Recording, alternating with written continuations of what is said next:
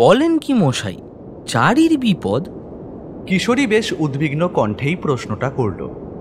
হ্যাঁ কিশোরী, আজ যে ঘটনার কথা তোমাদের শোনাবো তা আমার জীবনের সবচাইতে ভয়ঙ্কর অভিজ্ঞতাগুলোর একটি। অন্যান্যবার আমার নানান রকম বিপদের মুখে পড়ার কথা তোমাদের ইতিমধ্যেই শুনিয়েছি, তবে এইবারের ঘটনা বাকি সমস্ত ঘটনার চাইতে একটু আলাদা। তার কারণ সেইবার মৃত্যুদূত স্বয়ং হানা দিয়েছিল এই মঠ লেনের খাস কলকাতার এই গলিতেই। পাসিং শোয়ের প্যাকেট থেকে একখানা সিগারেট বের করে এবার ধরালো তারানাথ। বাইরে কালবৈশাখীর ঝোড়ো হাওয়ার দাপট শুরু হয়েছে। মাঝে মধ্যেই সেই ঝোড়ো হাওয়ার দাপটে কাঠের জানলার কপাটগুলি থরথর করে কেঁপে উঠে নিজেদের অস্তিত্বের জানান দিচ্ছে। অন্যান্য দিনের মতন আমি আর কিশোরী আজকেও হাজির হয়েছি তারানাথের এই মঠ লেনের বাড়িতে। সকালের দিকটা আজ এত গরম দিয়েছিল, ভালোই জানতাম সন্ধ্যায় কালবৈশাখী হবে, তাই বিকেল থাকতে থাকতেই আমি আর কিশোরী এইখানে এসে হাজির হয়েছি। সঙ্গে এক প্যাকেট পাসিং শো আর সামনের গলির মোড় থেকে ঠোঙা ভর্তি তেলে ভাজা। এই মঠ লেনের ঘটনা কি হয়েছিল বলুন তো? আমি কৌতূহল না চাপতে পেরে জিজ্ঞেস করেই বসলাম। আমার কথায় তারানাথ সিগারেট হাতে ধরে কিছুক্ষণ স্থির দৃষ্টিতে বাইরের দিকে চেয়ে রইল। তারপর মৃদু হেসে বলল, যাক, গল্প শোনার খাতিরেই হোক, তোমরা যে তাও মাঝে সাঝে আসো তাতেই একটু ভালো লাগে আমার। নয়তো ইদানিং তো লোকের আনাগোনা একেবারেই কমে গেছে। কুণ্ডলি করাতেও মাসে ওই এক কি দুজন আসে। বাজারের অবস্থা তো দেখছই। তারানাথের কথাগুলো একেবারে ফেলে দেওয়ার মতো নয়। সত্যি, বাজার দর দিনে দিনে যে হারে বৃদ্ধি পাচ্ছে, সাধারণ মানুষের স্বস্তিতে দিন যাপন করাটাই মুশকিল। তবে এসব কথায় পাছে আসল গল্পের সূত্রখানি হারিয়ে যায়, এই ভয়ে কিশোরী আবার বলল, সেইবারে কি হয়েছিল কি মঠ লেনে? কোনো সাংঘাতিক অপশক্তি হানা দিয়েছিল বুঝি? আপনার অধিকাংশ কাহিনীতেই যেটা দিয়ে থাকে আর কি। কিশোরীর কথার মধ্যে লুকিয়ে থাকা খোঁচাটায় তারানাথ বোধহয় কিঞ্চিত অসন্তুষ্ট হল। গম্ভীর কণ্ঠে সে বলল, যদি বিশ্বাস করতে কষ্টই হয় তবে এত ঝড় জল মাথায় করে তল্লাটে আসো কেন বাবু? বাড়িতে থাকলেই তো পারো। আমি তো আর তোমাদের হাতে পায়ে ধরিনি যে এমন সব আজগুবি গল্প তোমাদের শুনতেই হবে, নয়তো গর্দান নেব। আরে কিশোরীর কথা বাদ দিন তো, ওর তো বরাবরেরই অভ্যেস ওটা। আপনি বরং চারি মায়ের যে বিপদের ঘটনাটা শোনাবেন বলছিলেন না, সেইটা শোনান। তা কি হয়েছিল সেইবার এই মঠ লেনে? তারানাথ এইবার নড়ে চড়ে বসল। হাতে ধরা সিগারেটটা সামনের নারকেলের মালায় গুজে দিয়ে অন্যমনস্কভাবেই বলল, তোমরা কেউ রক্তশুলিনীর নাম শুনেছ? রক্তশুলিনী? আমি আর কিশোরী এই অদ্ভুত নাম শুনে একে অপরের দিকে অবাক হয়ে তাকালাম। হ্যাঁ, রক্তশুলিনী। এরা এমনই এক ভয়ঙ্কর অপশক্তি যাদের প্রধান খাদ্যই হচ্ছে সদ্যজাত শিশুর রক্ত। যেইখানে এদের ছায়া পড়ে সেই অঞ্চলে শুরু হয় ভয়ঙ্কর মড়ক। এই মঠ লেনেও এক সময় এই ভয়ঙ্কর অপজীবের ছায়া পড়েছিল। তারানাথ থামল। তারপর তার দুই আগ্রহী শ্রোতার দিকে তাকিয়ে ফস করে আরেকটা সিগারেট ধরালো। বাইরে তখন শুরু হয়েছে কালবৈশাখী ঝড়ের প্রচণ্ড উৎপাত। আমরা অধীর আগ্রহে গল্প শুরুর অপেক্ষা করছি, এর মধ্যেই হঠাৎ বিদ্যুৎ চলে গেল। সারা ঘর ডুবে গেল গাঢ় অন্ধকারে। শুধু তারানাথের সিগারেটের রক্তিম শিখাটুকু এই অন্ধকার সমুদ্রে এক টুকরো আলোর দিশারি হয়ে ভেসে রইল কোনো মতে। কিছুক্ষণের মধ্যেই চারি একটা লণ্ঠন জ্বালিয়ে এনে ঘরে রাখল। তারপর মৃদু হেসে বলল, আজ কিন্তু আমিও আপনাদের সঙ্গে বসে গল্প শুনবো কাকাবাবু, অসুবিধে নেই তো? না না, অসুবিধা কিসের, বসো বসো। চারিও এইবার লণ্ঠনের পাশে বসে পড়ল। বাইরে প্রচণ্ড জোরে শো শো শব্দে হাওয়া বইছে। এদিকে অন্ধকার ঘরে লণ্ঠনের টিমটিমে আলোয় আমরা তিনজন চেয়ে আছি তারানাথের মুখের দিকে। পাসিং শোয়ে আর একখানা টান দিয়ে সে এবার বলল,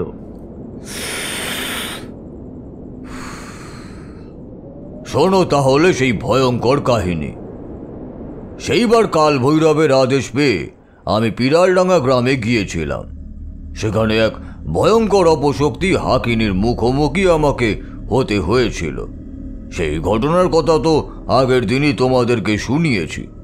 তবে সেই পিরালডাঙ্গা গা থেকে ফেরার পথেই আমার এক অদ্ভুত অভিজ্ঞতা ঘটে। আমার সঙ্গে পথে দেখা হয় অমর জীবনের। অমর জীবনের কথা তো তোমাদের আগেও বলেছি।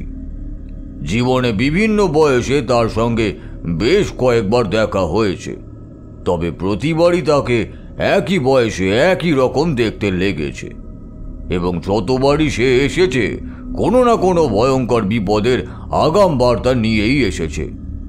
সেইবারও এক অদ্ভুত বিপদের কথা আমাকে জানিয়ে গেল। এখনো মনে পড়ে পিরালডাঙ্গা গ্রাম থেকে ফেরার পথে রূপসীনগর বলে একখানা গায়ের চণ্ডী মণ্ডপে আশ্রয় নিয়েছি। রাতের দিকে এই আজকের মতোই প্রচণ্ড ঝড় বাদলা শুরু হয়েছিল।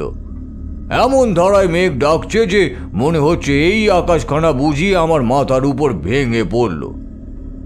ওই সময় সেই চণ্ডী মণ্ডপে প্রাণী বলতে কেবল আমি আর একখানা কুকুর। দুজনেই কোনো মতে জবু তবু হয়ে বসে বাইরের প্রকৃতি দেবতার তাণ্ডব লীলা দেখছি। এমন সময় একটা লোক বৃষ্টিতে কাক ভেজা হয়ে চণ্ডী মণ্ডপে প্রবেশ করল। খেয়াল করলাম সেই লোকটি মন্দিরে ঢোকা মাত্রই অদ্ভুতভাবে আপনা থেকে মন্দিরের ঘণ্টাখানা বেজে উঠল। ঝড়ের দাপটে মন্দিরের সব প্রদীপই প্রায় নিভে গেছে, তাই লোকটির মুখ ভালো করে বুঝতে পারলাম না। দেখলাম সে এসে এইবার ঠিক আমার পাশটাতেই বসলো। তারপর কিছুক্ষণ চুপ থেকেই সে বলে উঠল, কেমন আছো তারানাথ? বাড়ির পথে চললে বুঝি? লোকটার গলার কণ্ঠ শুনেই আমার সর্বাঙ্গ যেন শিহরিত হয়ে উঠল। বহুদিন পরে হলেও চিনতে কোনো অসুবিধাই হলো না। কাঁপা কাঁপা গলায় ওই অন্ধকারেই আমি বলে উঠলাম, অমর জীবন, তুমি? এইবার আকাশে একবার বিদ্যুতের রেখা চমকে উঠল। সমস্ত ভূ চরাচর যেন আলোকিত হয়ে উঠল এক মুহূর্তের জন্য।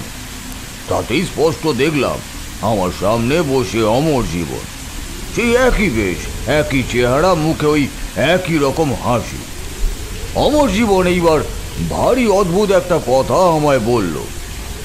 আর বলো না, একখানা স্বপ্ন আমায় এমন ঘুরিয়ে মারছে কি যে করি।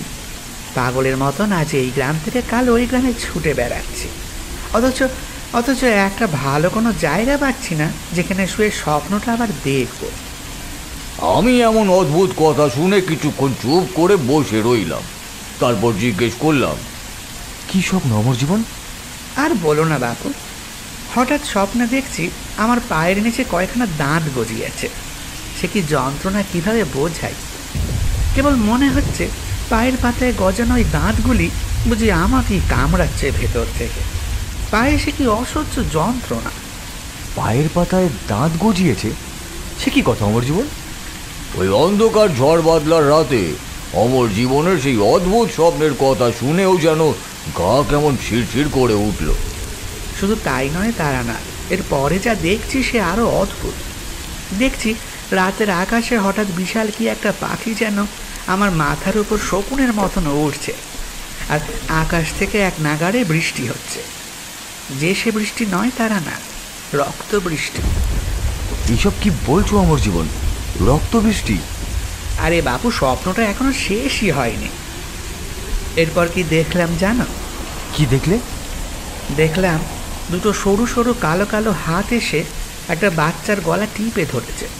মুহূর্তের মধ্যে বাচ্চাটার শরীর কালো পাথরের মতন হয়ে যাচ্ছে। তবে বাচ্চাটার মুখটা দেখে স্বপ্নের মধ্যেই বুকটা কেঁপে উঠল আমার। অমর জীবন থামল। কে জানে কেন ততক্ষণে আমার মনের মধ্যে কু ডাকা ইতিমধ্যে শুরু হয়ে গিয়েছিল। আমি বললাম, কেন, কি দেখলে অমর জীবন?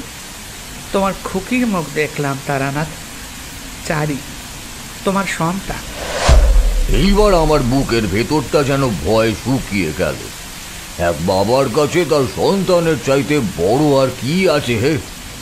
কাঁপা কাঁপা গলায় আমি অমর জীবনকে বললাম, কি সব বলছো তুমি এসব অমর জীবন? এইসব কথা সত্যি? সত্যি নয়তো মিছি মিছি এত দূর ছুটতে ছুটতে এলাম নাকি তারানাথ? লক্ষণ বড় সুবিধের নয় দেখছি। খুব বড় একটা সাপ ঘনিয়ে আসতে চলেছে তোমাদের মটলেনের গলিতে। তাড়াতাড়ি বাড়ি ফিরে যাও তারানাথ। খুব শিগগিরই বড় একটা ফাঁড়া আসছে তোমার। এক ভয়ঙ্কর অভিশাপের মুখোমুখি হবে তুমি, এবং সেই অভিশাপের সঙ্গে লড়াই করার সময় তোমার এক অতি নিকট আত্মীয়ের মৃত্যুযোগ আছে। কার মৃত্যুযোগ আছে অমর জীবন? বলো, কার মৃত্যুর কথা তুমি বলছো? অমর জীবন এইবার আমার দিকে তাকিয়ে মলিন হাসলো, তারপর কেমন যেন ফিস ফিস করেই বলল, সে কথা শুনে তোমার ভালো লাগবে না তারানাথ, তাও কিছুটা হয়তো আমার কথায় ইতিমধ্যে আন্দাজ করে ফেলেছ। সেই নিকট আত্মীয়া আর কেউ নয়, তোমার মেয়ে তারানাথ, চারি।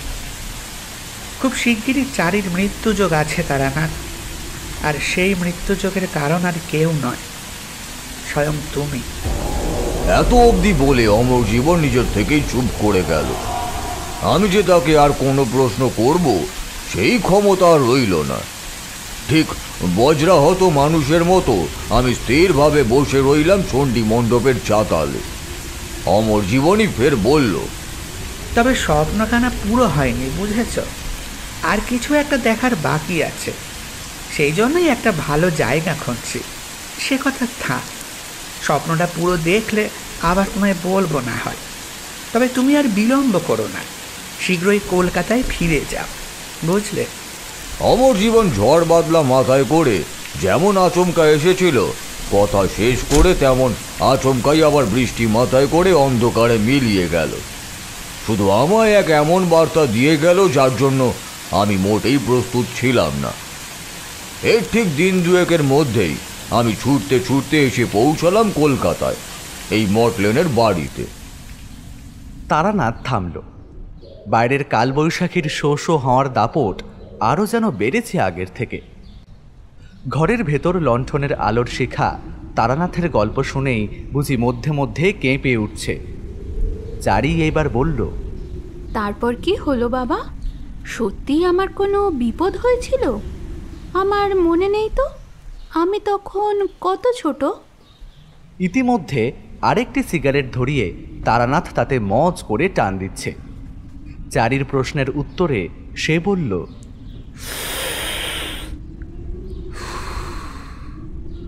সে কথা কি তোর মনে থাকার কথা রে?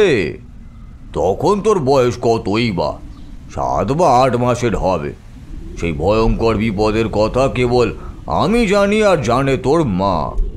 তারপর কি হলো? মটলেনে এসে কিছু বুঝলেন কোন অভিশাপের কথা বলছিল অমর জীবন? কিশোরী জিজ্ঞেস করল। না, তা বুঝিনি, তবে বাড়িতে এসে টের পেলাম কিছু একটা ঘটেছে। আমার অর্ধাঙ্গিনীর মুখ গম্ভীর। পরে বুঝলাম আমায় দেখে সে উপর উপর ঈষৎ অভিমান দেখালেও ভেতর ভেতর যেন হাঁপ ছেড়ে বেঁচেছে। বাড়িতে ঢুকেই আগে দেখতে ছুটলাম চারিকে। সে সুস্থ স্বাভাবিক আছে দেখে যেন ধরে প্রাণ ফিরল। যদিও তখনও জানি না কি হয়েছে না হয়েছে। আসল ঘটনা শুনলাম দুপুরে খেতে বসে চারির মায়ের মুখে। ভারী অদ্ভুত ঘটনা। কি ঘটনা? আমি জিজ্ঞেস করলাম। বলছি শোনো। মটলেনে তখন আমাদের এই বাড়ির 3টে বাড়ির পরেই ছিল মিত্তিরদের বাড়ি। এক সময় মিত্তিরদের কলকাতায় ছিল ছাপাখানার ব্যবসা। দৈবাৎ এক বড় দুর্ঘটনার ফলে তাদের ছাপাখানায় আগুন লেগে বিস্তর ক্ষতি হয়ে যায়। তারপরেই শুনেছিলাম ওরা আইরি টোলার দিকে ওদের পুরনো বাড়িঘর সব বেচে এই মটলেনে এসে উঠেছিল। সে ঘটনার কথা শোনাচ্ছি তোমাদের, তা ওই মিত্তিরদের বাড়িরই ঘটনা। মিত্তির কর্তার একখানাই ছেলে, নাম সুরেন্দ্র। সেই সুরেন্দ্র স্ত্রী কমলা গর্ভবতী ছিল প্রায় মাস 7-8 প্রসবের সময়কাল প্রায় হয়েই এসেছিল। মাঝে মাঝে প্রসব যন্ত্রণা উঠত শুনতাম। আমি যখন কলকাতা থেকে আসানসোল যাই তখনও শুনে গেছিলাম বাচ্চা হওয়ার দিন প্রায় হয়েই এসেছে। অন্তত লক্ষণ সেই কথাই বলছে। বাড়ি ফিরে খেতে বসে আমার অর্ধাঙ্গিনীর মুখে শুনলাম মিত্তির বৌমার সন্তান হয়েছে। তবে সেইটাই নাকি আসল ভয়ের ঘটনা। আমার থালাতে ভাত আর শুক্তো বাড়তে বাড়তেই চারির মা বলল, সেই অলক্ষণে কথা তোমায় আর কি বলি বলো তো। নিজের চোখে দেখে নিজেরই বিশ্বাস হচ্ছিল না। এমন দ্বারা হয় বুঝি?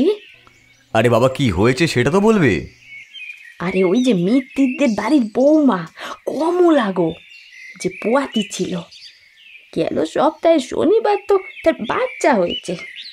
সেই যে খুব ঝড় বাদলা হলো রাতে, ওই দিন। বাহ, সে তো ভালো কথা। তো এর মধ্যে তুমি আবার অলক্ষণের কি দেখলে? শুক্তোর সঙ্গে ভাত মেখে পরম তৃপ্তিতে খেতে খেতেই বললাম, অলক্ষণে বলছে কি আর সাধে গো, ওই কমলা পেটে মানুষ ধরেনি, পিশাচ ধরেছে, পিশাচ। পিশাচ মানে? মানে আর কি, যে দাইমা এসেছিল ওর সন্তান বিয়নোর কাজে, সে তো আতুর ঘর থেকেই তারস্বরে চিৎকার জুড়লে। সে কি চিৎকার, যেন দুনিয়া রসাতলে গেল। তার সেই চিৎকার শুনে আমরা পড়ি কি মরি করে ছুটে গেছিলাম মিত্তিরদের বাড়িতে। গিয়ে দেখি আতুর ঘরে মিত্তিরদের বৌমা অচেতন হয়ে শুয়ে আছে। দাইমা ঘরের এক কোণে বসে থরথর করে কাঁপছে, আর ঘরের মেঝেতে হামাগুড়ি দিচ্ছে সেই পৈশাচিক বাচ্চা। তাকে দেখেই আমার গা শিউরে উঠল গো। কেন? আমি খাওয়া থামিয়ে জিজ্ঞাসা করলাম। চারির মা ওই ভয়ার্ত কণ্ঠেই বলতে লাগলো, সে কোনো সাধারণ বাচ্চা নয় গো, গা হাত পা রং মিশমিশে কালো। শুধু তাই নয়, সারা শরীরে কেমন অসংখ্য কাঁটা কাটা রোম। আর সব চাইতে অদ্ভুত, ওই শিশুর মুখশ্রীতে ঠোঁট বলে কোনো বস্তুই নেই, শুধু চোখ আর নাক, বাকিটা চামড়ায় ঢাকা। চারির মা কথা থামালো, তারপর কাঁসারের ঘটিতে রাখা জল ঢকঢক করে খেয়ে বলল, সবচাইতে ভয়ঙ্কর কথা কি জানো? ওই বাচ্চার পায়ের তলায় নাকি অনেকগুলো ধারালো দাঁত। তাই মা কাঁদতে কাঁদতে বলল, আমাদের ওই বাচ্চাকে যখন কোলে নিয়েছিল তখন ওই দাঁত দিয়ে সে এমন কামড়েছে দাইমাকে যে তার রক্ত বেরিয়ে গিয়েছে। পায়ের তলায় দাঁত? বিস্ময়ে আমার যেন হাত আর চলল না। অমর জীবনের স্বপ্নের কথাখানা হুবহু মনে পড়ে গেল। সঙ্গে সঙ্গেই সারা শরীরে যেন শিহরণ খেলে গেল। বুঝতে পারলাম অমর জীবনের বলা কোনো কথাই মিথ্যে হয় না। সত্যি এই মডলেনে খুব শীঘ্রই ঘনিয়ে আসতে চলেছে কোনো ভয়ঙ্কর বিপদের কালো ছায়া। তারপর ওই বাচ্চাটাকে কি করলো? কি আবার করবে? আমার কথা শুনে ছদ্ম রাগ দেখায় চারির মা। অমন অলক্ষণে বাচ্চা পাড়া ঘরে কেউ রাখে নাকি? তার উপর মিত্তিরদের তো চেনই, ওরা কেমন ঠাকুর দেবতা মঙ্গল অমঙ্গল নিয়ে বাড়াবাড়ি করে, সেও তো জানো। ওরাই বাচ্চাটাকে নিয়ে জীবন্ত মাটির তলায় পুঁতে দিয়ে আসলো। সঙ্গে আরো লোক লস্কর নেবে বলেছিল, কিন্তু কেউ যেতে চাইল না। শুনেছি কলুটোলার ওই দিকে কোনো একটা শ্মশানে গিয়ে নাকি সমাধি দিয়ে এসেছে। অতটুকু বাচ্চা, তাকে জ্যান্ত কবর দিতে ওদের হাত কাঁপলো না? কমলাকেই বা কি বললো সবাই মিলে? কি আবার বলবে, যা ঘটেছে তাই বলল সকলে। সে তো কেঁদে কেঁদে একসা। যতই হোক, নারী ছেঁড়া ধন, মায়ের জ্বালা আর কে বুঝবে বলো দেখি। কিন্তু কিছু করারও তো নেই। পাড়া ঘরে থাকতে গেলে এসব দিকও তো ভাবতে হবে নাকি? সবাই মঙ্গল অমঙ্গল আছে। চারির মা থামলো। এ কাহিনী শোনার পর ভাতের গ্রাসটা মুখে তুলতেই কেমন যেন তিতকুটে ঠেকলো। দীর্ঘশ্বাস ফেলে বললাম, আমি ওই সময় এখানে থাকলে ভালো হতো, কিছু একটা উপকার হয়তো করতে পারতাম। আমাদের চারির সঙ্গে যদি এমন হতো, তুমি কি এই কাজ করতে পারতে? মলচা, তোমার মুখে কি কোনো কথাই আটকায় নেই? চারির মা রাগে ফুঁসে উঠল। আমার মাথা খাও, কিন্তু নিজের মেয়েকে নিয়ে অমন কথা বলো নে বাপু। এই মাথা ঠুকছি, এই ভর দুপুরে যত সব অলু করে কথাবার্তা। এই রইল তোমার খাবার দাবার, নিজে বেড়ে খেয়ে নিও। রাগে গজগজ করতে করতে আমার অর্ধাঙ্গিনী ঘরের বাইরে চলে গেল। আমি আর কথা বাড়ালাম না, নিঃশব্দে খেতে লাগলাম। শুধু থালার ভাতটা মুখে বড় তিতকুটে লাগতে লাগলো। গৃহস্থ ঘরের অন্ন মুখে তেতো লাগাটা তো কোনো কাজের কথা নয়। বারবার কেমন যেন মনে হতে লাগলো যে এক ভয়ঙ্কর ঝড় অতি শীঘ্রই আছড়ে পড়তে চলেছে এই মটলেনের গলিতে। তেলে ভাজায় কামড় বসাতে বসাতে আমি এইবার জিজ্ঞেস করলাম, এরকম আবার হয় নাকি? হ্যাঁ, অনেক শিশুই নানা রকম শারীরিক ত্রুটি নিয়ে জন্মায় শুনেছি। চিকিৎসা বিজ্ঞান সময়ের সাথে আরও উন্নত হলে হয়তো এসবেরও ব্যাখ্যা মিলবে, কিন্তু তাই বলে এতখানি অস্বাভাবিকতা, এও কি সম্ভব? সেটাই তো আমাকেও বড় ভাবাচ্ছিল হে। যেরকম শারীরিক বর্ণনা চারির মায়ের মুখে শুনলাম, তাতে মনের কোণে একটা অদ্ভুত অস্বস্তি জমাট বাঁধছিল, বুঝলে? তোমরা তো জানোই, মধুসুন্দরী দেবীর কৃপায় কিছু কিছু জিনিস আমি আগে থাকতেই আঁচ করতে পারি। এক্ষেত্রেও আমার মন বলছিল খুব শীঘ্রই এই পাড়ায় কিছু একটা যেন ঘটতে চলেছে। কি ঘটলো তারপর? চারি এইবার জিজ্ঞেস করলো। বলছি শোনো। ঘটনাটা দিন দুই পরে, রাতের বেলার। সেই দিনও প্রচণ্ড ঝড় বৃষ্টি হচ্ছে। চারি আর তার মা স্বাভাবিকভাবেই রাতে খেয়ে দিয়ে ঘুমিয়ে পড়েছে। আমি আমার এই ঘরের জানলার সামনে বসে সিগারেট খাচ্ছি আর এক মনে কী সব যেন ভাবছি। রাত বেশ গভীর হয়ে এসেছে। হঠাৎ মনে হলো কি একটা কালো ছায়ার মতন জিনিস এক পলকের মধ্যে গলির এক প্রান্ত থেকে আরেক প্রান্তে চলে গেল। একে ঝড় বৃষ্টি, তার উপরে আবার অন্ধকার।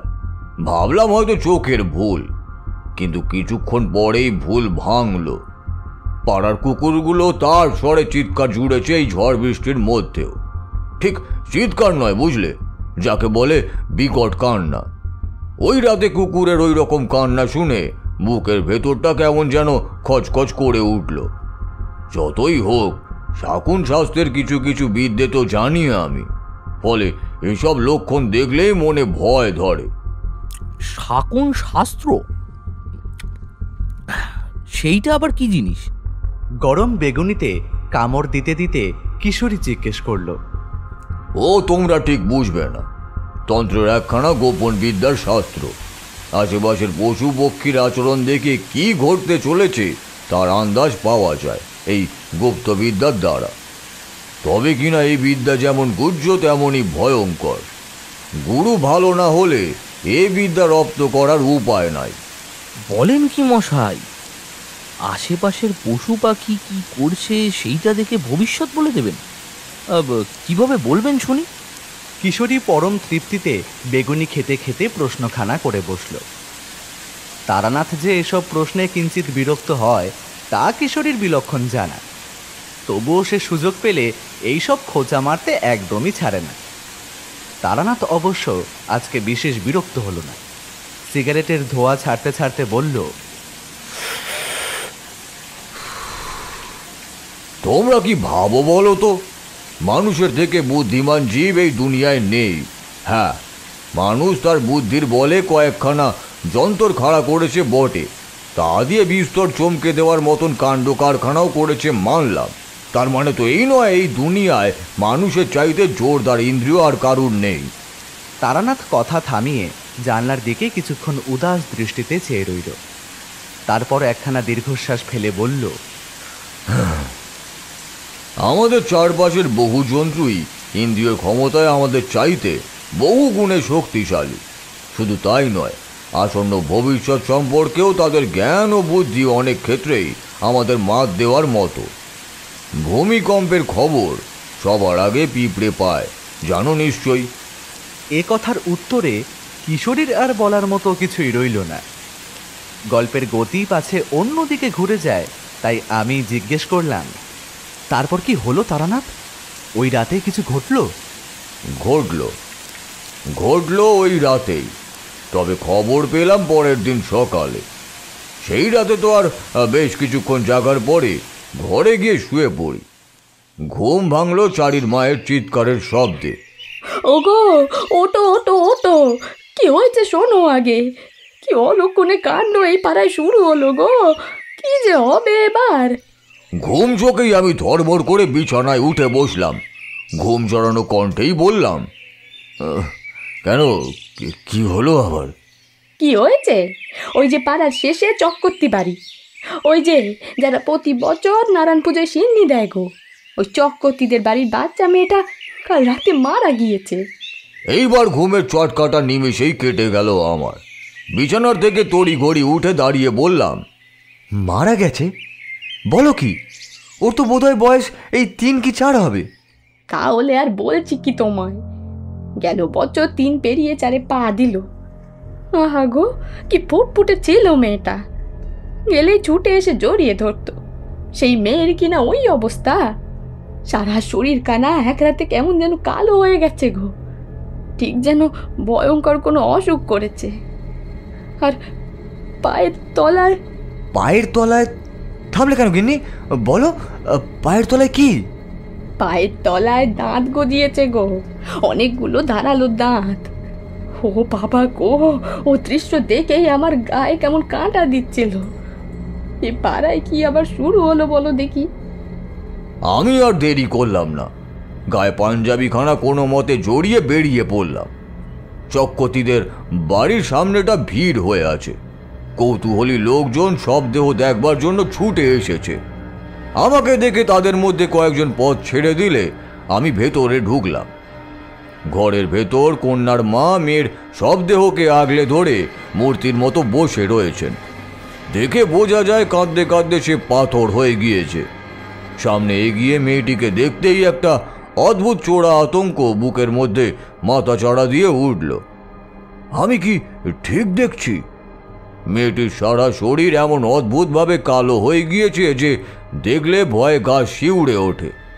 শুধু তাই নয়, কালো শরীরে রীতিমতো আঁশের মতো খসখসে চামড়াও গজিয়ে উঠেছে রাতারাতি।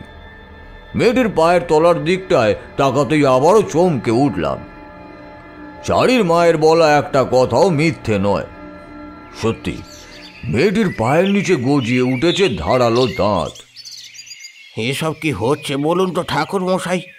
প্রথমে মিঠিরদের ওই সদ্যজাত ছেলেটি, তারপর আমাদের ফুটফুটে বাচ্চা মেয়েটা, পাড়ায় কোন অভিশাপ লাগলো কন দেখি? হলধর চক্রবর্তী এই বাড়ির প্রধান, তিনি আর্দ্র কণ্ঠে জিজ্ঞেস করলেন আমায়। বাচ্চা মেয়েটি সম্পর্কে তার নাতনি হন। ওনাকে যে সান্ত্বনা দেব এমন কোনো শব্দ আমি খুঁজে পেলাম না। কিছুক্ষণ স্থির হয়ে দাঁড়িয়ে থেকে জিজ্ঞেস করলাম, কিভাবে ঘটলো এসব? আমায় খুলে বলো মা, সবটা জানা আমার খুব প্রয়োজন। মেয়েটির মা আদৌ নিজের মধ্যে আছে বলে মনে হলো না। তার চোখ দুটি স্থির হয়ে আছে ঘরের উপরের দেওয়ালের দিকে। 2 হাতে আঁকড়ে রাখা মেয়েটিকে কোলে নিয়ে সে অনিমেষ দৃষ্টিতে কোন ভাবনার জগতে যেন ডুবে আছে। হলধর বাবুই এইবার বললেন, ও বলবার মতো অবস্থায় নেই ঠাকুর। আমি বলছি, কাল রাতে কেমন ঝড় বাদলা হচ্ছিল সে তো তোমরা সকলেই দেখেছো। তার উপর লোডশেডিং। আমার ছেলে হিরু দিন 2 হলো একটা বিশেষ কাজে মুর্শিদাবাদ গেছে, ফিরবে পরশু। ফলত বৌমা একাই আমার নাতনি তুলিকে নিয়ে নিজের ঘরে শুয়েছিল।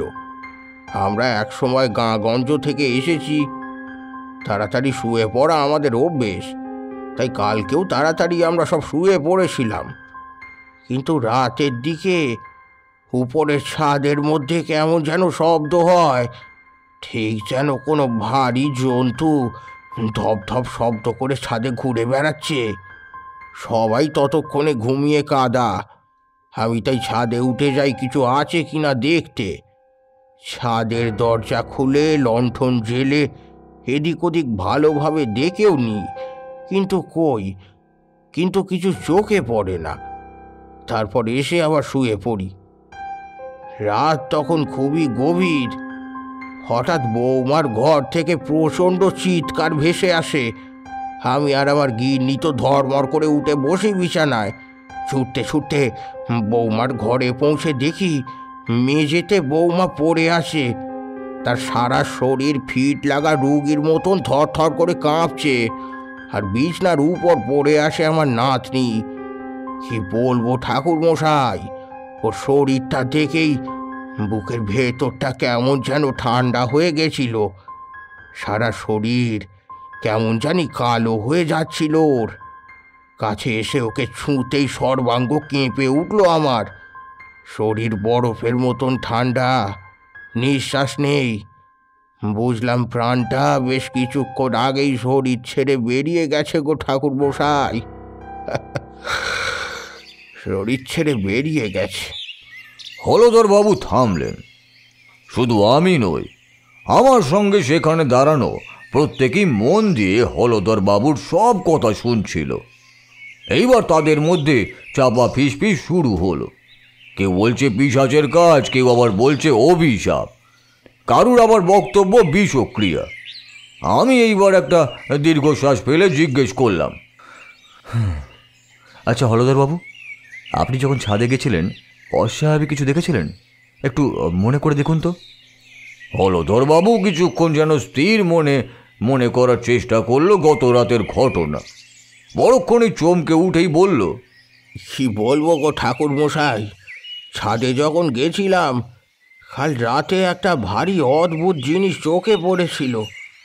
আমি তখন ভেবেছিলাম সেটা বয়সজনিত চোখের ভুল। কি দেখেছিলেন? আগে একবারে জনি যেন মনে হলো বৃষ্টির রংটা কেমন ধারা লালচে পাড়া, ঠিক যেন আকাশ থেকে রক্ত বৃষ্টি হচ্ছে। রক্ত বৃষ্টি? কথাখানা শোনার পরেই আমার সর্বাঙ্গ যেন পুনরায় শিহরিত হয়ে উঠল।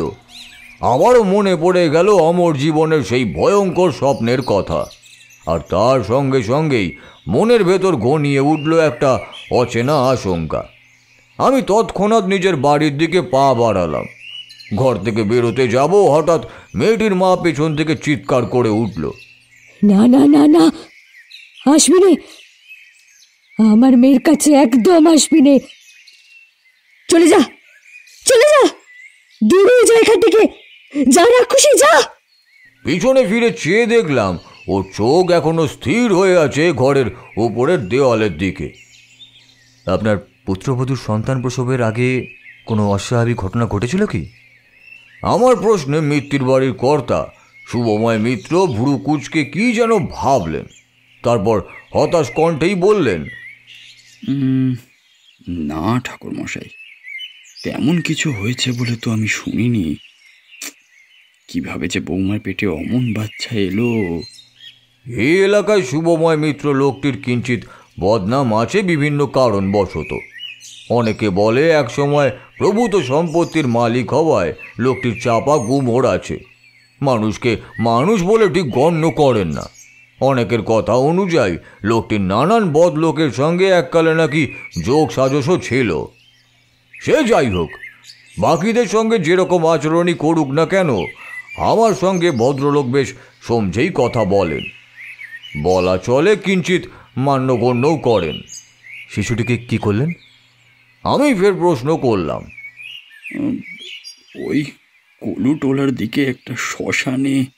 শুভময় বাবুর হৃদয় বিদীর্ণ করে যেন একটা দীর্ঘশ্বাস বেরিয়ে এলো। আপনার বৌমা এখন কেমন আছেন? আর তার সঙ্গে কথা বলা গেলে একটু ভালো হতো। বুঝতেই পারছেন, পাড়াঘরের ব্যাপার। আমার কথায় ভদ্রলোক আচমকাই যেন রেগে গেলেন। হ্যাঁ মশাই, পাড়া গাঁয়ের ব্যাপার বলে সবাই মাথা কিনে রেখেছে নাকি? সব ছোট লোকের জাত, হাজারো প্রশ্ন করে করে মাথাটা খেয়ে ফেললে একবারে। আরে বাপু, আমি, আমার ছেলে, আমার পরিবার কিসের মধ্যে দিয়ে যাচ্ছে সেটুকু বোঝার ক্ষমতা নেই কারো। অশিক্ষিতের দল সব। ভদ্রলোক অচিরেই কথাগুলো বলে ফেলে জিভ কাটলেন। কিছুক্ষণ চুপ থেকে ফের বললেন, মাফ করবেন ঠাকুরমশাই, আপনাকে সব কথা আমি বলিনি, দোষ নেবেন না দয়া করে। তবে কিনা আমাদের মনের অবস্থা তো ঠিক নেই, বুঝতেই তো পারছেন। বাড়ির সকলে নাওয়া খাওয়া ছেড়েছে, বৌমা কেমন যেন পাথরে মূর্তির মতন হয়ে গেছে। আমায় মাফ করুন।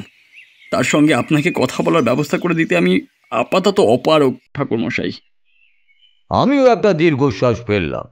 সত্যি এরকম অবস্থায় কাউকে জোর করা যায় না, কিন্তু আমার গণনায় কি এত ভুল হলো? মৃত্যুদের বাড়িতে যাওয়ার আগের দিনই একখানা যজ্ঞ করেছিলাম আমি। সে যজ্ঞের বিশদ বর্ণনা তোমাদের শুনিয়ে লাভ নেই, তবে সেই যজ্ঞ থেকে এটুকু বুঝেছিলাম এই মর্টলেনে যা কিছুর আনাগোনা হয়েছে তা শুরু হয়েছে এই মৃত্যুদের বাড়ির আশেপাশে। ওইখান থেকেই এই সমস্ত কিছুর উৎপত্তি। আমি এইবার ভদ্রলোককে প্রণাম জানিয়ে উঠে পড়লাম। বাড়ি থেকে বেরোতে যাব, হঠাৎ বাড়ির বাঁদিকের আম গাছে বসে একটা দ্বারকা কর্কশ কণ্ঠে ঠিক 3 বার ডেকে উঠল। সেই দিকে তাকাতেই আবারও মনের ভেতর একখানা শঙ্কা উকি দিল আমার। সদর দরজা দিয়ে বেরোনোর আগে খেয়াল করলাম একখানা ছায়ার মতন মূর্তি বাম পাশের ঘরের আড়াল থেকে যেন সরে গেল। এক ঝলক দেখে মনে হলো যেন ঘোমটা দিয়ে কোনো এক মহিলা দাঁড়িয়ে আমার কথা শুনছিলেন। আমি বেরোতে যেতেই সচকিত হয়ে তিনি সরে গেলেন। মনে খটকাটা কিন্তু আমার লেগেই রইল। যাই হোক, এরপর সপ্তাহ 2 আর কিছুই ঘটল না। পাড়ার লোক ভাবল বুঝি ঝামেলা মিটেছে, আর কিছু হবে না। যদিও আমি ঠিক জানতাম অভিশাপ সবে শুরু হয়েছে, এত সহজে তা শেষ হওয়ার নয়। 2 সপ্তাহ ঘুরতে না ঘুরতেই আবারও একবার এই মঠ লেনে হানা দিল সেই ভয়ঙ্কর মৃত্যুদূত। তারানাথ থামল। বাইরের কালবৈশাখী ঝড় শেষে এখন মুষলধারায় বৃষ্টি নেমেছে। ঘরের ভেতর ছড়িয়ে পড়ছে বাইরের সেই বৃষ্টির শীতল আমেজ। তেলে ভাজা মুড়ি ইতিমধ্যেই সমাপ্ত, যদিও বিদ্যুৎ আসার কোনো লক্ষণ নেই। লণ্ঠনের আলোয় আমরা তখনও আগ্রহী দৃষ্টিতে অপেক্ষা করে আছি ঘটনার পরের টুকু শুনব বলে। আমি এইবার জিজ্ঞেস করলাম, এরপর কি হলো? আবার একটা নিষ্পাপ শিশুর মৃত্যু? আগে হ্যাঁ, এইবার সেই ভয়ঙ্কর অভিশাপের শিকার হলো আমাদের এই বাড়ির ঠিক উল্টো দিকে দত্তরা। দত্তদের নাতি বেলঘড়িয়া থেকে দাদুর বাড়িতে ঘুরতে এসেছিল দিন 2 জন্য। বয়স ওই 6 কি 7 হবে। খুব চঞ্চল, সারাদিন এদিক ওদিক ছুটে বেড়ায়। যেদিনের কথা বলছি সেই দিনও সন্ধ্যা থেকে প্রচণ্ড ঝড় বাদলা শুরু হয়েছিল। সেই আকাশ ফাটা বৃষ্টি যাকে বলে আর কি। কেউই বিশেষ বাড়ির বাইরে বেরোয়নি। এইসব দিনে এমনিতেই খদ্দের হয় না, ফলে সারাটা সন্ধ্যেটা সিগারেট খেয়েই কাটিয়ে দিলাম। রাতের দিকটা কি মনে হলো তাড়াতাড়ি ঘুমালাম না। জানলার সামনে দাঁড়িয়ে নিঃশব্দে লক্ষ্য রাখতে লাগলাম সামনের গলিটাকে। কেমন যেন মনে হলো কিছু একটা ঘটতে চলেছে। এইভাবে বসে থাকতে থাকতে কখন যে ঘুমিয়ে পড়েছি কে জানে। হঠাৎ চটকাটা ভাঙল কুকুরের খুব ক্ষীণ কান্নার শব্দে। কুকুররা প্রচণ্ড ভয় পেলে যেমনই ক্ষীণ কান্নার শব্দ করে, এই ডাকটিও তেমনই। নিচে তাকিয়ে দেখি দত্তদের বাড়ির সামনের রাস্তার কুকুরগুলো জড়ো হয়েছে। সকলের দৃষ্টি ছাদের দিকে। উপরের দিকে তাকিয়ে কি যেন দেখছে তারা। দেখছে আর আতঙ্কে অমন কান্নার আওয়াজ করছে।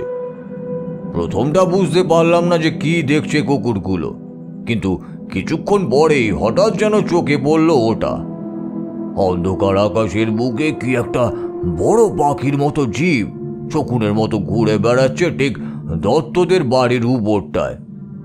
প্রথমবার দেখতেই বুকের ভেতরটা আতঙ্কে কেঁপে উঠল যেন। কি ওটা? হে ঈশ্বর, এ কোন শয়তানের ছায়া পড়েছে এই মঠ লেনের বুকে? এইবার যা ঘটলো তা যেন অবিশ্বাস্য। দেখলাম সেই অন্ধকার ছায়ার মতো জীবটা উড়তে উড়তে ঠিক বাড়ির সদর দরজাটার সামনেটা এসে নামলো। পরের মুহূর্তেই যেন অন্ধকারে সম্পূর্ণ বিলীন হয়ে গেল ওটা। কুকুরগুলো একরকম চমকে গিয়ে ডাক থামিয়ে এদিক ওদিক তাকাচ্ছে। এমনই সময় হঠাৎ কি জানি কি দেখলাম, দত্তবাবু সদর দরজা খুলে বাইরে বেরিয়ে এলেন। পরক্ষণেই জোর ধমক দিয়ে বললেন, পুলু, ও পুলু, এই রাতের বেলায় কোথায় বেরিয়ে গেলি বল দেখি? পুলু, আরে পুলু। পুরো ঘটনাটা দেখা মাত্র আমার মনের ভেতর কেমন যেন কু ডেকে উঠল। বুঝলাম যা হচ্ছে আর যাই হোক মোটেও ভালো হচ্ছে না। আমি তৎক্ষণাৎ জানলা থেকে হাঁক দিলাম নিচে, ও দত্তদা, কাকে খুঁজছেন এত রাতে? দত্তবাবু উত্তর দিলেন, আর বলো না বাপু, আমার নাতিটা এত দুরন্ত, ঘুমিয়ে পড়েছিলাম জানো। হঠাৎ শুনলাম বাইরে থেকে দরজা ধাক্কা দিয়ে কে যেন ডাকছে, দরজা খোলো, দরজা খোলো। আমি হন্তদন্ত হয়ে এসে দেখছি কই কেউ নেই। কোথায় যে গেল? এই তুমি দেখেছো ওকে? আমার বুকের ভেতরটা কেমন যেন ছ্যাট করে উঠল। মনের ভেতর 2 2 4 করতে অসুবিধা হলো না। পাগলের মতো ছুট দিলাম একতলার দিকে। বাড়ির বাইরে বেরিয়ে দত্তদের বাড়ির সামনে আসতে যাব, তখনই বাড়ির ভেতর থেকে এক নারীর প্রচণ্ড চিৎকার। দত্তবাবু যেন আচমকাই প্রচণ্ড আর্তনাদে সচকিত হয়ে উঠলেন। আমি আর উনি দুজনেই ছুট দিলাম ওনার বাড়ির ভেতরে, কিন্তু ততক্ষণে অনেক দেরি হয়ে গেছে। ভেতরে গিয়ে দেখলাম দত্তগিন্নি মেঝেতে শুয়ে মৃগী রুগীর মতন ছটফট করছে, আর বিছানায় শুয়ে আছে দত্তবাবুর নাতি। তার শরীর কোনো এক অচেনা বিষের প্রভাবে ক্রমশ কালো হয়ে যাচ্ছে। তারানাথ থামল। সেই রাতের কথা মনে করতে গিয়ে সেও যে ভেতর ভেতর কেঁপে উঠছে তা বিলক্ষণ বুঝতে পারছি। অথচ এমন জায়গায় কৌতূহল চেপে রাখা তো মুশকিল। তাই বাধ্য হয়ে আমি জিজ্ঞেস করলাম, তারপর কি হলো? তারানাথ একটা দীর্ঘশ্বাস ফেলল। কি হবে, বড় দেরি হয়ে গেল। একটুর জন্য এমন ফুটফুটে বাচ্চাটাকে আমি রক্ষা করতে পারলাম না। আমি যদি আর একটু সতর্ক হতাম। তার মানে যে অপশক্তি এই মৃত্যুগুলো ঘটাচ্ছিল, সে তার শিকারদের ছলনা করে বাড়ির বাইরে আনত, তারপর নিজে বাড়ির ভেতর প্রবেশ করত, তাই তো? কিশোরী ঠিক অঙ্কের উত্তর মেলাবার মতন করে কথাগুলো বলল। ঠিক তাই। যে গৃহে ওই রাক্ষসীর ছায়া পড়ত, সেই গৃহের ভেতরে সে আপনা থেকেই প্রবেশ করতে পারত না। নানান ছলনা করে সে সেই গৃহে প্রবেশ করে এই ভয়ঙ্কর হত্যালীলা চালাতো। শুধু তাই নয়, সে যখনই আসতো রক্ত বৃষ্টি হতো, আর তার হত্যার পর শিশুগুলোর শরীর পরিণত হতো কুচকুচে কালো মাংসপিণ্ডতে। এই ভয়ঙ্কর অপশক্তি কি বাবা? চারি আতঙ্কিত মুখেই জিজ্ঞেস করল। এই যে সে অপশক্তি নয় রে মা, নরকের আগুন থেকে উঠে আসা ভয়ঙ্কর অপশক্তি এরা। তখনও বুঝিনি এই অপশক্তি আসলে কি, কিন্তু তার পরের দিন রাতে এই একটা অদ্ভুত ঘটনা ঘটল। তাতেই সবটা যেন জলের মতো বুঝতে পারলাম। কি ঘটনা? কিশোরী জিজ্ঞেস করল। একটা ভারী অদ্ভুত স্বপ্ন দেখলাম অমর জীবনকে নিয়ে। কি স্বপ্ন? আমি জানতে চাইলাম। দেখলাম আমি সেই গ্রামের চণ্ডী মণ্ডপের সামনে বসে আছি, পাশে সেই কুকুরখানা, আরেক পাশে বসে আছে অমর জীবন। আমায় দেখে সে মৃদু হাসলো, তারপর বলল, আমার পৌঁছতে পৌঁছতে বড় দেরি হয়ে যাবে তারানাথ, তাই তোমাকেই টেনে আনলাম এখানে। আমার স্বপ্ন দেখা সম্পূর্ণ হয়েছে। আমি অবাক হয়ে জিজ্ঞেস করলাম, কি দেখলে স্বপ্নে? অমর জীবন হাসলো, হেসে বলল, দেখলাম এক মহা তেজস্বী অঘরী তান্ত্রিক তোমার সম্মুখে উপস্থিত হয়েছে। তার বয়সের গাছ পাথর নেই, সারা শরীরে ছাই ভস্য মাখা, মুখে মধুর হাসি। সে তোমায় দেখেই বলল, আয়, এতদিন পর এলি শেষমেশ। অমর জীবন থেমে গেল। স্বপ্নেই আমি জিজ্ঞেস করলাম, তারপর কি হলো অমর জীবন? সে কোনো উত্তর দিল না। চুপটি করে বসে আমার দিকে তাকিয়ে কেবল হো হো করে হাসতে লাগলো। এরপরই আমার ঘুমটা ভেঙে গেল। এ কি অদ্ভুত স্বপ্ন, এর মানেই বা কি? কিশোরী মাথা চুলকোতে চুলকোতে জিজ্ঞেস করল। ঠিক তোমার মতন আমিও বুঝতে পারছিলাম না, কিন্তু হঠাৎই সকালবেলায় গিন্নির কথা শুনে চমকে উঠলাম। এ কথা সে কথায় সে হঠাৎ করেই বলে উঠল, শুনছ, পাশের পাড়ায় যে বড় ঠাকুরের মন্দিরখানা আছে না, তার পাশের যে শ্মশানটা গো, ওখানে কাল রাতে নাকি এক অঘরী তান্ত্রিক এসেছে। সে এক দেখায় মানুষের ভূত ভবিষ্যৎ সব বলে দেয়, মরা রোগী নাকি জ্যান্ত করে দেয়। লোকে ওকে বলছে অঘরী নাথজি। ওর কাছে গেলে হয় না একবার? পাড়ার এই দুর্যোগের ব্যাপারে জিজ্ঞেস করতাম। কথাগুলো শুনেই কেমন যেন গায়ের লোমগুলো খাড়া হয়ে গেল। বুঝলাম গতকাল স্বপ্নে অমর জীবন আমায় ঠিক কি বোঝাতে চাইছিল। আমিও আর দেরি করলাম না, চটপট তৈরি হয়ে নিয়ে বেরিয়ে পড়লাম অঘরীনাথজির উদ্দেশ্যে। রাস্তায় একটা আজব কাণ্ড ঘটল। মৃত্যুদের বাড়ির ঝি দেখি হঠাৎ এসে আমার পথ আটকে দাঁড়িয়েছে। কিছু বলতে যাব তার আগেই বলল, বাড়ির ছোট গিন্নি একবার আপনার সঙ্গে কথা বলতে চান গোপনে, তবে এখন নয়, রাতের বেলায় দেখা করা কি সম্ভব? ভদ্র বাড়ির বউ, তাই সন্তান শোকে কাতর, এমনভাবে রাতের বেলা ডাকছেই বা কেন? কোনো অসৎ মতলব কি? অবশ্য কী বা অসৎ মতলব হবে? স্বয়ং মধুসুন্দরী দেবীর কৃপা আছে যার উপর, তার কোনো ক্ষতি করা কি অতই সহজ কাজ? আমি কয়েক মুহূর্ত ভেবে উত্তর দিলাম, বেশ, দেখা করব, বলে দিও। কাজের ঝিটি সন্তুষ্ট মুখে মিত্তির বাড়ির দিকে চলে গেল। এদিকে পাশের পাড়ার সেই শ্মশানে পৌঁছতে দেখি সে এক মহা সমারোহ। চারিদিকে শয়ে শয়ে লোক অঘরীনাথজিকে চারিদিক থেকে ঘিরে রেখেছে। এর মধ্যে তার দেখা পাওয়া কি আর সম্ভব? সামনে এগোবার পর্যন্ত জায়গা নেই। দূর দূর বিফল মনোরথ হয়ে বাড়ির দিকে পা বাড়িয়েছি, হঠাৎই পেছন থেকে একটা ডুগডুগির শব্দে চমকে উঠলাম। পরক্ষণেই একটা জলদ গম্ভীর কণ্ঠে চারিদিক যেন কেঁপে উঠল। হর হর শঙ্কর, ভূতনাথ ভয়ঙ্কর। পেছনে তাকাতেই অদ্ভুত ভক্তি ও শ্রদ্ধায় সারা শরীর শিহরণ খেলে গেল যেন। দেখলাম অঘরী তান্ত্রিক আমার সামনে দাঁড়িয়ে, এক হাতে ত্রিশূল, অন্য হাতে ডুগডুগি, পরনে একখানি শুধু লজ্জা বস্ত্র, সারা শরীর ঢাকা ছাইতে। আমার দিকে তাকিয়ে তিনি গম্ভীর কণ্ঠে বলে উঠলেন, হায়, শেষমেশ এলি তাহলে। মুহূর্তের জন্য গত রাতের স্বপ্নের কথা মনে পড়ে গেল। সর্বাঙ্গে আবারও কাঁটা দিয়ে উঠল আমার। তারানাথ কিছুক্ষণ চুপ করে থেকে ফের বলল, জীবনে যে কয়েকজন প্রকৃত ক্ষমতাশালী সাধকের সঙ্গ লাভ করেছি, এই অঘরীনাথজি তার মধ্যে একজন। যেমন তার তন্ত্রজ্ঞান, তেমনই গভীর দর্শনবোধ। দেখলে মনে হবে কৌপিনধারী সাধারণ অঘরী সাধু, কিন্তু প্রকৃত সঙ্গ লাভ করলে বোঝা যাবে কত বড় একজন সাধকের সঙ্গে সময় কাটানো হচ্ছে। আচ্ছা, এই অঘরীনাথজি ইনি আসলে কে? কিশোরী অবাক হয়ে জিজ্ঞেস করল। এই প্রশ্নের উত্তরে তারানাথ মৃদু হাসল, তারপর বলল, আমিও জানি না, তবে অঘোর মার্গের খুব উচ্চ পর্যায়ের সাধক সেটা বুঝলাম। একসময় দীর্ঘকাল বীরভূমে কাটিয়েছেন তাও বললেন। নিজের জীবনের নানান রোমাঞ্চকর অভিজ্ঞতার কথাও কিছু কিছু বললেন। শেষে মৃদু হেসে এও বললেন, আমি নাকি ওর ভীষণ আপনজন।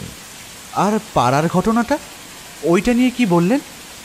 তারানাথ পাসেং শোতে আর একখানা টান মেরে তারপর বলল,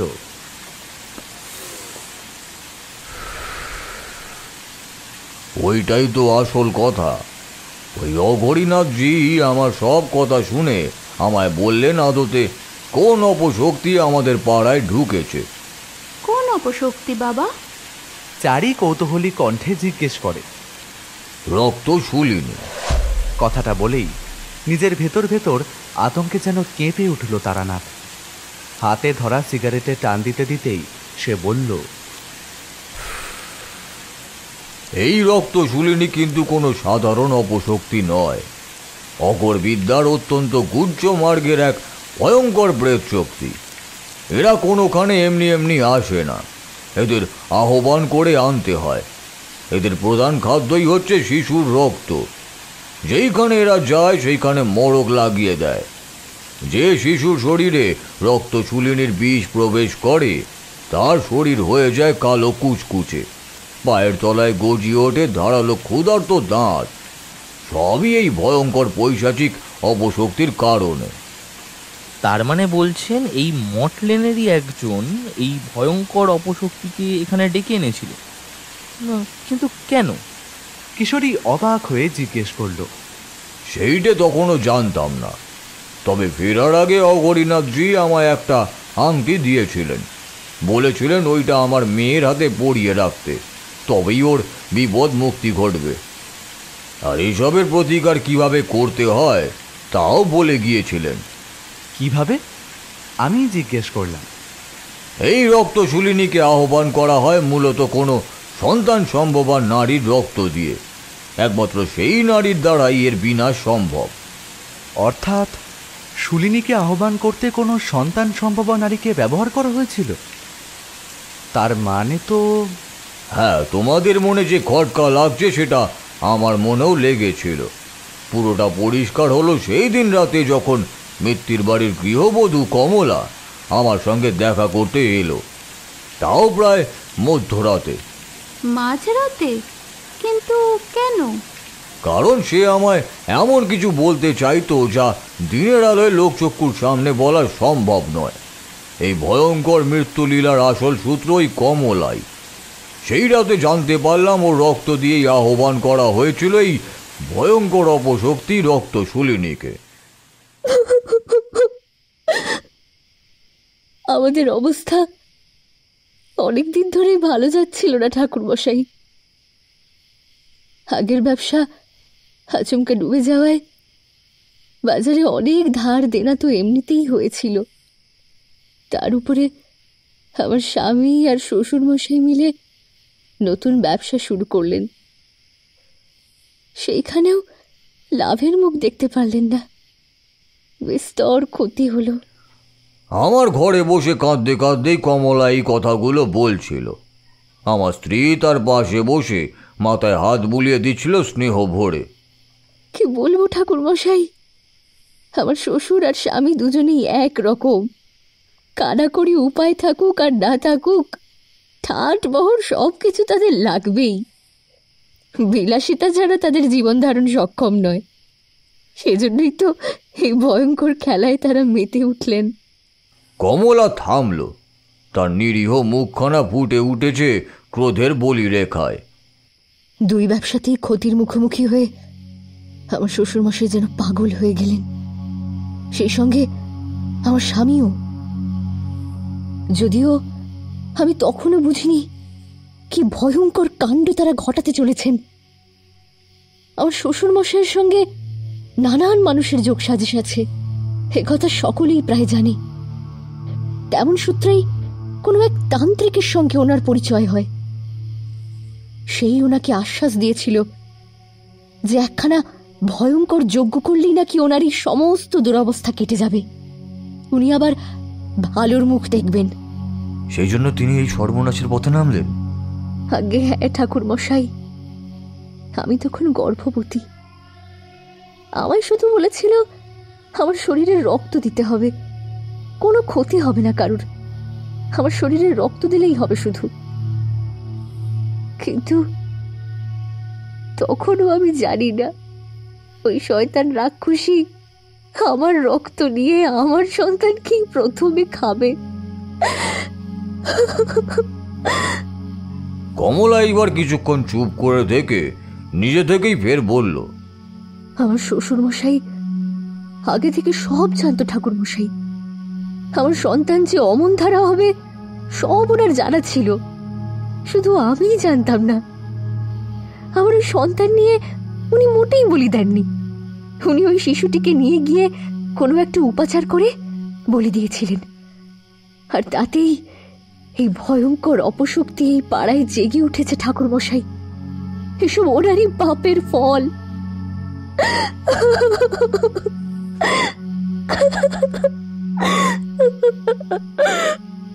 কমলা কান্নায় ভেঙে পড়ে এইবার।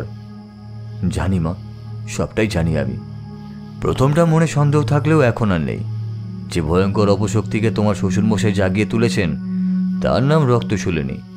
শিশুদের রক্তেই তার ক্ষুধা মেটে। এই পাড়ায় ঘটে চলা প্রতিটা শিশুর মৃত্যুর জন্য উনি দায়ী। শুধু তাই নয় ঠাকুর মশাই, আপনি জানেন কিনা জানি না, প্রতিটা শিশু মারা যাওয়ার আগের দিন আমার শ্বশুর মশাই ও আমার স্বামী নিজে গিয়ে শ্মশানে সংকল্প করে আসেন। শুধু তাই নয়, যে বাড়িতে ওই ভয়ঙ্কর জীব যাবে সেই বাড়িতে শ্মশানের মাটি ফেলে দিয়ে আসেন। ওই তান্ত্রিক বলেছে 5খানা বাচ্চা এভাবে বলি দিলে তবেই এই উপাচার সফল হবে। উনি প্রচুর অর্থ লাভ করবেন। শুভময় মিত্তিরকে পাড়ার লোকে অহংকারী লোক বলেই জানত, কিন্তু উনি এরকম পাষণ্ড সে বিষয়ে আমার কোনো ধারণা ছিল না। আমি আরও কিছু বলতে যাব তার আগেই কমলা ফের কাঁদতে কাঁদতে বলল, আমার নিজের কোল খালি হয়ে গিয়েছে ঠাকুর মশাই। সন্তান বিয়োগের জ্বালা কি তা আমি জানি, তাই আমি চাই না আর কোনো মেয়ের কোল খালি হোক। তাই আপনার কাছে ছুটে আসা। সেদিন আড়ালে দাঁড়িয়ে আপনার সব কথা শুনে মনে হয়েছিল আপনি আপনি কিছু আন্দাজ করছেন। কেমন যেন মনে প্রত্যয় হয়েছিল এই ভয়ঙ্কর হত্যালীলা কেউ থামাতে যদি পারে তবে তা আপনিই পারেন। এই ভয়ঙ্কর মৃত্যুলীলা অবশ্যই আটকানো সম্ভব কমলা। তবে এই ভয়ঙ্কর অপশক্তিকে একমাত্র সেই বিনাশ করতে পারে যার রক্তের জাগরণ হয়েছে, অর্থাৎ কিনা তুমি। কিন্তু কিন্তু কি ঠাকুরমশাই? যদি তুমি সব ঠিক ঠিক আচার বিচার মেনে চলো, এই শক্তি বিনষ্ট হবে বটে, কিন্তু তার সঙ্গে যে তান্ত্রিক একে ডেকেছে এবং যে বা যারা সংকল্প করেছে তারা উভয়ই মারা যাবে ওর হাতেই। বলো, এতে কি তুমি রাজি? কমলা এবার যেন ধন্দে পড়ল। কিছুক্ষণ চুপ করে দেখে কি যেন ভাবল সে, তারপর স্থিরভাবে মৃদু কণ্ঠে উত্তর দিল, রাজি। বেশ, তবে যেমনটা আমি বলবো ঠিক তেমনটাই করবে, কেমন? আর হ্যাঁ, তোমার শ্বশুর মশাইয়ের ব্যবহার করা কোনো একটা জিনিস তুমি এনে দেবে আমায়। আমি যদি উপাচারটা ঠিক করে করতে পারি তবে এই মৃত্যুলীলা অচিরেই বন্ধ হবে। তবে তোমার শ্বশুর পরবর্তী কার নামে সংকল্প করেছে সেটা জানা প্রয়োজন, তাকে সাবধান করতে হবে। আমি জানি ঠাকুরমশাই উনি কার নামে পরের সংকল্প করেছেন, কে ওনার পরবর্তী বলি। আমি লুকিয়ে লুকিয়ে হাড়ি পেতে ওনার আর ওনার ছেলের সব কথা শুনেছি। তুমি জানো কে সে? শীঘ্রই বলো, তাকে সাবধান করতে হবে তো। কমলা এবার উঠে দাঁড়ায়, তার চোখ মাটির দিকে ঠায় তাকিয়ে আছে। অতি ক্ষীণ কণ্ঠে সে উত্তর দেয়, সেই ভয়ঙ্কর অপশক্তির পরের শিকার আর কেউ নয় ঠাকুরমশাই, আপনার মেয়ে চারি। আমার স্বামী ও শ্বশুর মশাই তার নামে পরের সংকল্প করেছেন। আগামীকাল রাতেই তিনি আসবেন আপনার বাড়িতে শ্মশানের মাটি ফেলতে। সাবধানে থাকুন, মেয়েটাকে বাঁচান। আজ আসি। রাতের অন্ধকারে যেমন এসেছিল কমলা, তেমনই নিঃশব্দে চলে গেল তাদের ওই ঝিয়ের সঙ্গে। শুধু আমার জন্য রেখে গেল একরাশ দুশ্চিন্তা আর উদ্বেগ। তার মানে রক্তশূলেনের পরবর্তী শিকার ছিলাম আমি? চারি চোখ বড় বড় করে তারানাথের দিকে চাইল। আগে তুমি ছিলে। এরপর কি ঘটল? আমি কৌতূহল চাপতে না পেরে জিজ্ঞেস করলাম। বলছি শোনো। পরের দিন সকাল সকাল থাকতে থাকতে আমি আমার যজ্ঞের সরঞ্জাম সমস্ত গুছিয়ে নিলাম। কমলাও নিজের কথা রাখলো। তার ঝিকে দিয়ে ঠিক তার শ্বশুর আর স্বামীর ব্যবহার করা কোনো একটা জিনিস পাঠিয়ে দিল গোপনে। মধুসুন্দরী দেবীর আশীর্বাদে সেই দিন রাত নামার আগেই আমার যজ্ঞ সম্পূর্ণ হলো। সেই দিন রাতের বেলা চুপি চুপি জানলায় দাঁড়িয়ে দেখলাম সত্যি গভীর রাতে শুভময় বাবু নিজে এসে আমার বাড়িতে মাটির গুঁড়ো ফেলে দিয়ে গেলেন।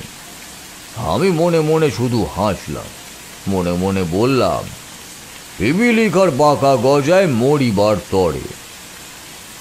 পরের দিন সকাল কাটল প্রচণ্ড উদ্বেগের সঙ্গে।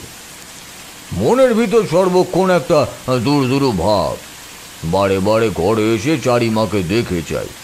কুণ্ডলি করতে গিয়েও ভুলভাল হয়ে যায়, কোষ্ঠী মেলে না।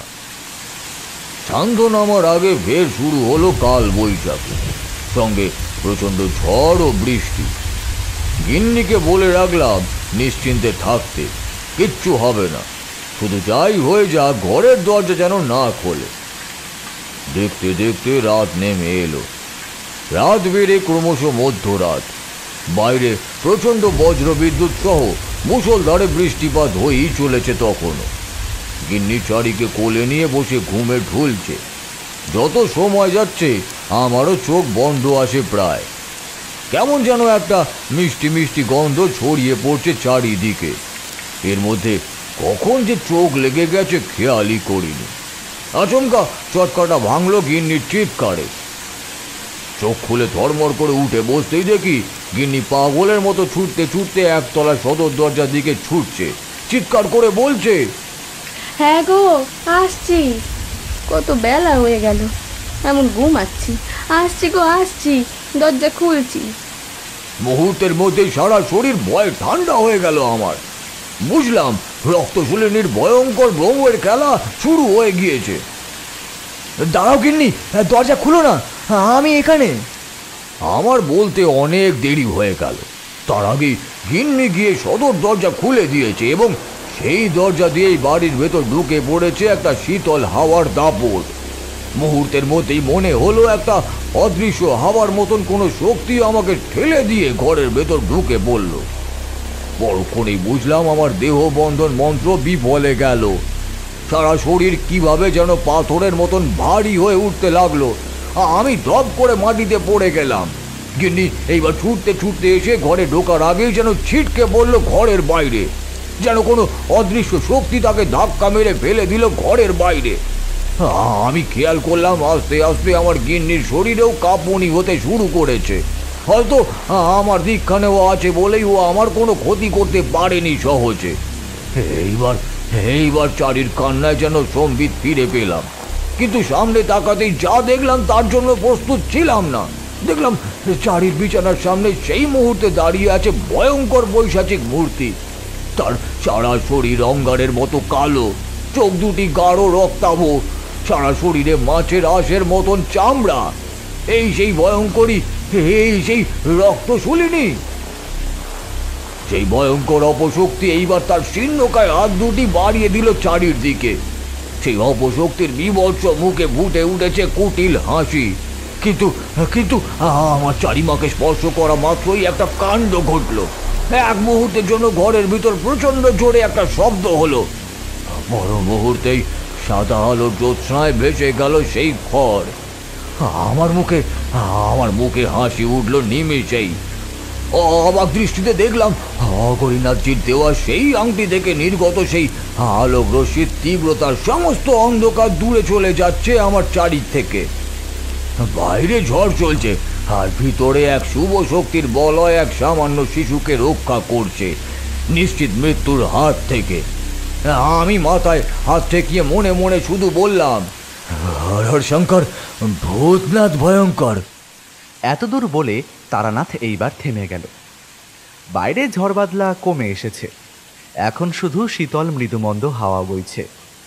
কি হলো ওই রাতের পর? রক্তশুলিনী তো সেই আংটির শুভ শক্তির জেরে বাধা পেল। তারপর সারা রাত্রি ধরে আমার বাড়িটাকে ঘিরে যেন প্রচন্ড তুলকালাম একটা ঝড় চলল। যে সে ঝড় নয়, ঘূর্ণিঝড়। মনে হলো সেই প্রচন্ড ঘূর্ণিঝড় এই বাড়ির সমস্ত কিছুকে যেন ভেঙে গুড়িয়ে দিতে চায়। কিন্তু যার উপর সাক্ষাৎ কাল ভৈরবের আশীর্বাদ আছে তার কিসের চিন্তা? আমাদের বা আমার সন্তানের আর কিছুই হলো না। শুধু গিন্নি সামান্য ভয় পেয়েছিল। অনেক বুঝিয়ে তাকে শান্ত করলাম। দেখতে দেখতে এক সময় সকাল হয়ে গেল। আমি স্বস্তির শ্বাস ফেললাম। ভোরের আলো ফোটার কয়েক ঘন্টার মধ্যেই আরেকটি খবর এলো অতি দ্রুততার সঙ্গে। শুভময় মিত্তির ও তার ছেলে দুজনেই গতকাল রাতে রহস্যজনকভাবে মারা গিয়েছে। দুজনের ক্ষেত্রেই ধর থেকে মুন্ডুখানা কেউ যেন আলাদা করে দিয়ে গেছে। আর হ্যাঁ, দুজনের শরীরেই অজস্র ক্ষতের চিহ্ন, ভালো করে বলতে গেলে ধারালো দাঁতের চিহ্ন। যাই হোক, এই কাহিনীর এখানে ইতি। ওই ঘটনার পর সেরকম কিছু আর এখানে কখনোই ঘটেনি। সেই রাতে নিজের বলি না পেয়ে রক্তশুলিনী তাদেরকেই হত্যা করেছিল যারা এই মৃত্যুলীলার রচয়িতা, এবং যেই নরক থেকে তাকে আহ্বান করা হয়েছিল সেইখানেই ফিরে গেছিল আবার। আমার বিশ্বাস সেই দুষ্টতান্ত্রিকেরও শেষ রাতই ছিল সেটা। তবে অঘরীনাথজির ওই প্রচণ্ড শুভ শক্তির জ্যোতিতে সেই রক্তশুলিনী এই তল্লাট ছেড়ে বিদায় নিয়েছিল নির্দ্বিধায়, আর কখনো ফেরেনি। শুধু তাই নয়, কমলাও যথেষ্ট প্রশংসার দাবিদার। নির্ভীকভাবে নিজের স্বামীর মৃত্যু নিশ্চিত জেনেও সে সমস্তটা করেছিল বলেই সেইবার মঠ লেনের অনেকগুলি নিষ্পাপ প্রাণ বেঁচে গিয়েছিল। তারানাথ গল্প থামালো। বিদ্যুৎ চলে এসেছে, বাইরের বৃষ্টিও ধরে এসেছে। এইবার বেরোতে হবে। আমরা উঠে দাঁড়ালাম। কিশোরী মৃদু হেসে বলল,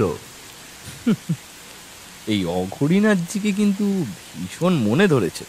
এনার গল্প শোনাতে হবে কিন্তু এবার। তারানাথ মৃদু হাসল, তারপর বলল, আবার বলে গল্প? গল্প নয় এগুলো। এসবই আমার চোখে চাক্ষুষ করা নিশ্চয় সত্যি ঘটনা। আজকের এই ঘটনা তোমাদের বিশ্বাস হলো না বুঝি? কিশোরীকে থামিয়ে আমি এইবার উত্তর দিলাম, সত্যি মিথ্যে জানি না ঠাকুরমশাই, তবে এইটুকু বলতে পারি যে সন্ধেটা চমৎকার কাটল। কি বলো কিশোরী?